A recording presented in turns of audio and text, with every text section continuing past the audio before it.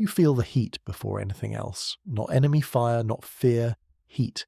Inside an American tank in the early 1970s, the air already tastes burnt.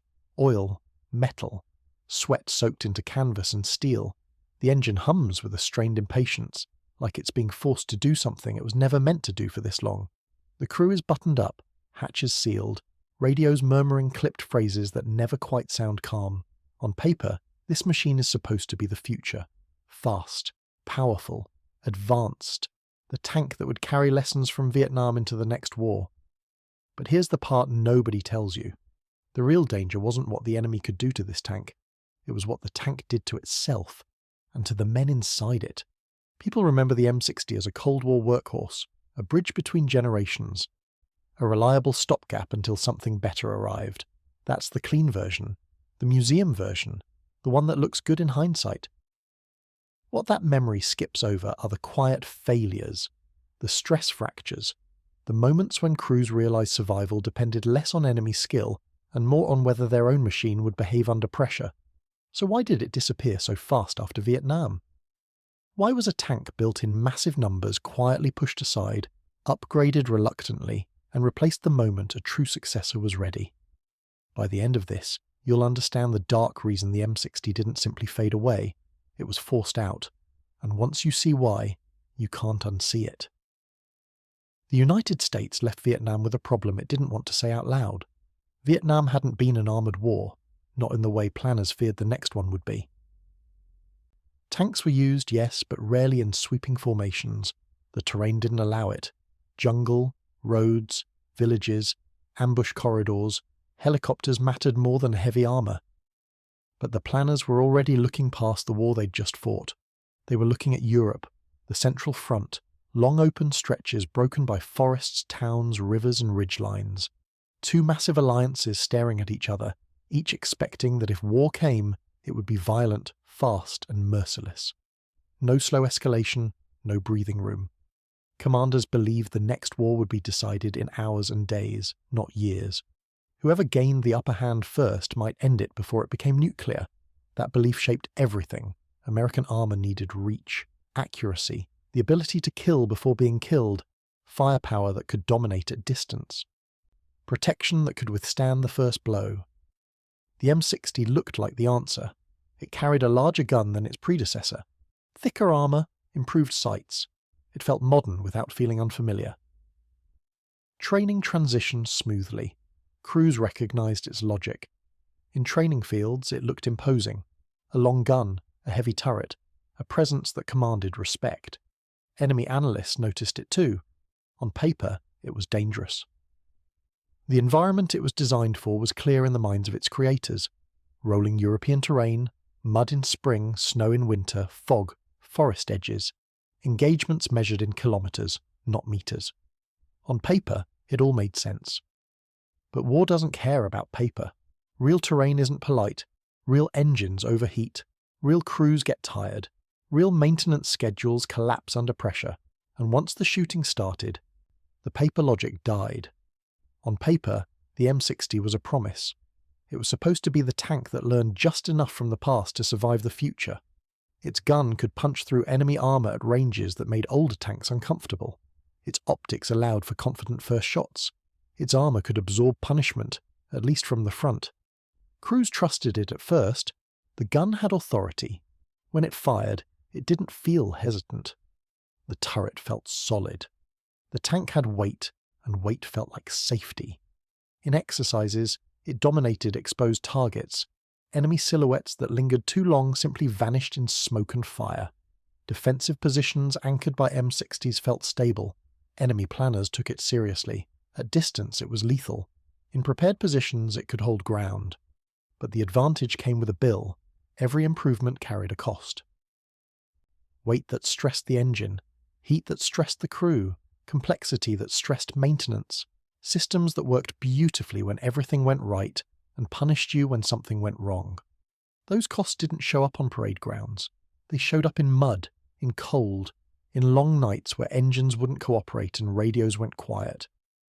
That's where the dark reasons begin. The first dark reason was built into the tank itself. The M60 lived on the edge of its mechanical limits. To carry its gun and armour, the tank pushed its engine and drivetrain hard, harder than earlier designs. The power plant operated near its ceiling even during routine movement. Add heat, dust, extended operations, or damaged components, and that ceiling disappeared. Mechanically, this meant stress everywhere. Bearings wore faster. Cooling systems struggled. Gearboxes absorbed punishment they weren't designed to take indefinitely. Small problems didn't stay small. On the battlefield, this translated into tanks that lost agility, tanks that hesitated when drivers asked for sudden power, tanks that couldn't always keep up with maneuver plans. For the crew, the experience was constant tension. You listened to the engine like a living thing. You learned its moods. A slight change in pitch made your stomach tighten. A warning light didn't mean stop yet, but it meant time was running out. And when a tank loses mobility, it stops being a weapon. It becomes terrain. Inside the hull, you're sealed in. The engine strains as the driver pushes through soft ground. RPMs spike, heat builds, the smell thickens. The commander knows you're slowing, not stopped, not yet, but close. If this were real combat, stopping here would be fatal, and that was only the first problem. The second dark reason was reliability under real pressure.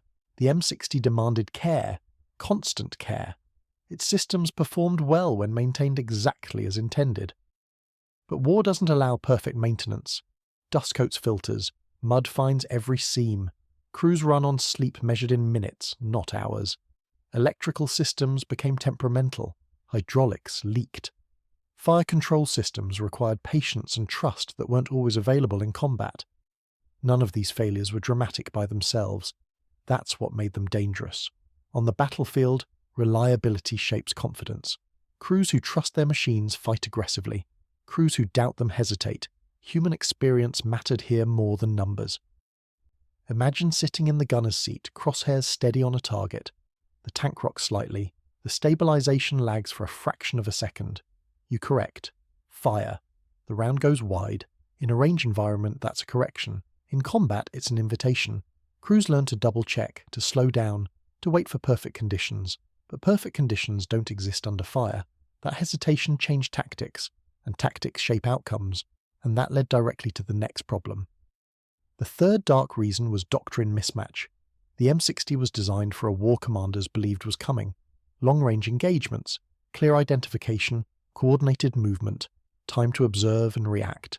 Reality refused to cooperate. Urban environments crept into every scenario. Forests swallowed sight lines. Broken terrain forced closer engagements. Visibility shrank. Engagements became sudden and unforgiving. Mechanically, the M60 struggled here. Its size worked against it. Its armour favoured frontal protection, not the chaotic angles of close combat. Its gun, deadly at range, was harder to employ in confined spaces. For crews, this created unease. You were trained to fight at distance, but the battlefield kept pulling you closer. Every intersection felt exposed. Every tree line could hide something lethal. Every building turned into a threat. You roll into a simulated village during an exercise meant to reflect European combat. Streets are narrow, rubble lines the edges. The commander struggles to see.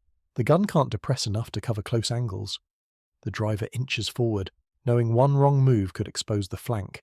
The tank feels massive, unwieldy, too visible. Doctrine said dominate from afar. Reality said survive up close. The M60 was caught between those truths. The fourth dark reason was logistics. The M60 was everywhere, thousands of them. That scale should have been an advantage. Instead, it strained everything. Maintaining such a large fleet of complex vehicles placed enormous pressure on supply chains. Parts availability varied wildly. Some units were well supported, others waited. Mechanically, this led to cannibalization. Tanks were kept running by stripping parts from others. Readiness became uneven. A unit might look strong on paper while hiding quiet deficiencies. For crews, this bred mistrust.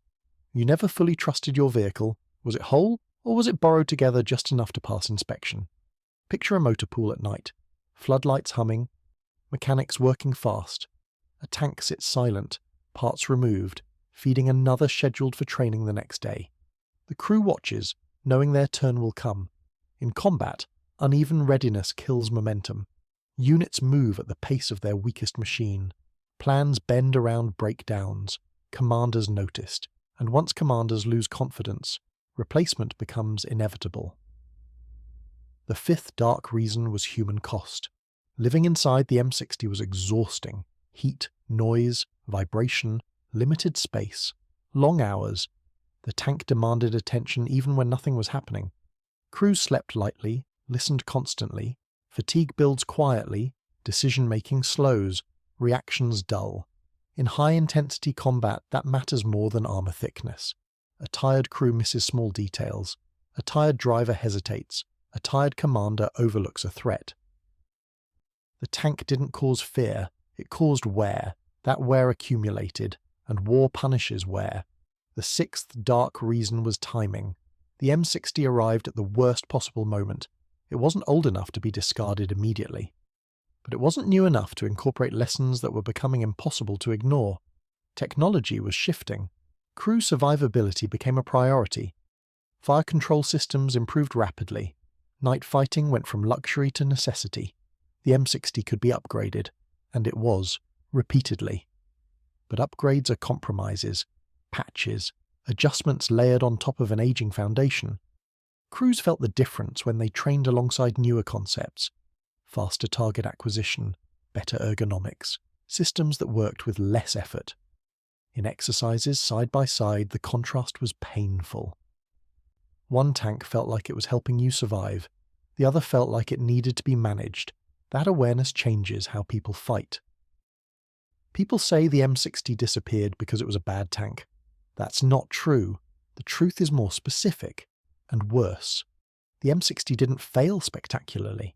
It failed quietly, often, in ways that eroded confidence instead of shattering it. It asked too much of its systems, too much of its crews, too much of its support structure. And it did so at a moment when the army no longer believed those costs were acceptable. War punished the assumption that incremental improvement was enough. Which brings us back to the beginning, inside that tank. Heat rising, engine straining, crew focused, professional, doing everything right. They weren't careless, they weren't incompetent. They were operating a machine that asked them to bridge a gap it was never meant to cross.